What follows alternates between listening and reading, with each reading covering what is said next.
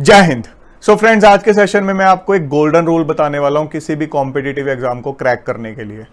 जब भी हम किसी कॉम्पिटिटिव एग्जाम का नाम लेते हैं तो हमारे दिमाग में काफी सारे कैंडिडेट्स की पिक्चर आती है, कंपटीशन दिमाग में आता है कि इतने सारे कैंडिडेट्स हैं, इतनी सीट्स हैं, ये परसेंटेज है सक्सेस का, जो कि हमें बहुत कम लगता है, जिसकी वजह से हम कहीं ना कहीं पैनिक हो जाते हैं, एंग्जाइटी फील करने लग जाते हैं कि मैं कैसे इतनी एक छोटी परसेंटेज में आ पाऊंगा।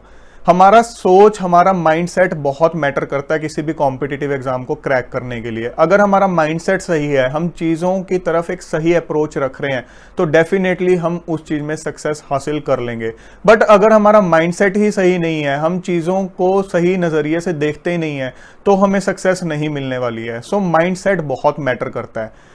एक चीज जो बहुत इंपॉर्टेंट है वो ये है कि आपको किसी भी कॉम्पिटिटिव एग्जाम को इस तरह से नहीं देखना है कि यहाँ लाखों कैंडिडेट्स हैं और कुछ 100 या कुछ 1000 सीट्स हैं, तो इसमें कंपटीशन बहुत ज़्यादा है, मैं पता नहीं इसमें आ पाऊंगा या नहीं आ पाऊंगा।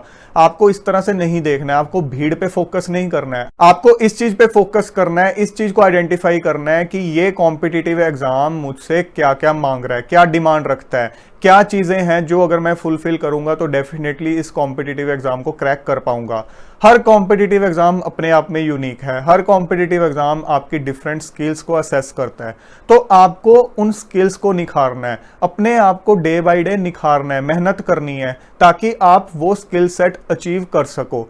आपने कभी फिल्टर पेपर देखा है? आप एक फिल्टर की तरह इमेजिन करो इस चीज को, कॉम्पिटिटिव एग्जाम के प्रोसेस को।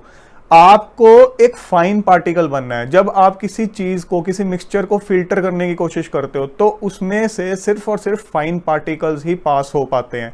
सेम वे कॉम्पिटिटिव एग्जाम है। जिस भी कॉम्पिटिटिव एग्जाम की आप प्रिपरेशन कर रहे हो, अगर आपने उसको समझ लिया, उसके प्रोसेस को समझ लिया कि ये एग्जाम मुझसे क्या चाहता है, कौन कौन से स्किल्स चाहता है, और उसके बाद मेहनत करते हुए, दिन रात मेहनत करते हुए आपने अपनी वो स्किल्स उस लेवल तक निखार ली, तो दुनिया की कोई ताकत आपको वो कॉम्पिटिटिव एग्जाम क्रैक करने से नहीं रोक सकती, चाहे उसमें जितनी भी कम सीटें हो। कॉम्पिटिटिव एग्जाम भी एक फिल्टर की तरह ही है। जिस तरह से फिल्टर पे जब आप लाखों पार्टिकल्स रखते हो तो फिल्टर अपने थ्रू सिर्फ और सिर्फ फाइन पार्टिकल्स को ही जाने देता है, वही फाइन पार्टिकल्स जो उसके डिफाइंड पैरामीटर्स को फुलफिल करते हैं। उसी तरह कॉम्पिटिटिव एग्जाम के थ्रू भी आप तभी पास कर पाओगे जब आप उसके जो डिफाइंड पैरामीटर्स हैं, जो स्किल सेट्स चाहिए, उनको फुलफिल करते हो।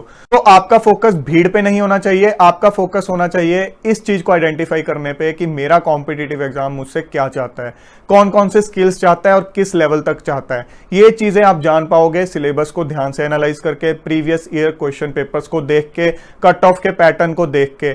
इन चीजों को जब आप एनालाइज करोगे आपको समझ आ जाएंगी ये चीजें। अलग अलग कॉम्पिटिटिव एग्जाम्स में अलग अलग टाइप की स्किल्स चेक की जाती हैं।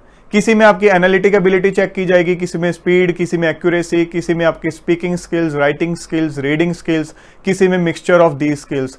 सो आपको ये चीज आइडेंटिफाई करनी होगी। सो दोस्तों, भीड़ से डरना छोड़ो, आपके अंदर कोई कमी नहीं है, कमी है तो सिर्फ स्किल लेवल की, उसको एक एडिक्वेट लेवल तक लेके जाओ, खुद पे भरोसा रखो और इस कॉम्पिटिटिव एग्जाम के फिल्टर से सक्सेसफुली पास हो।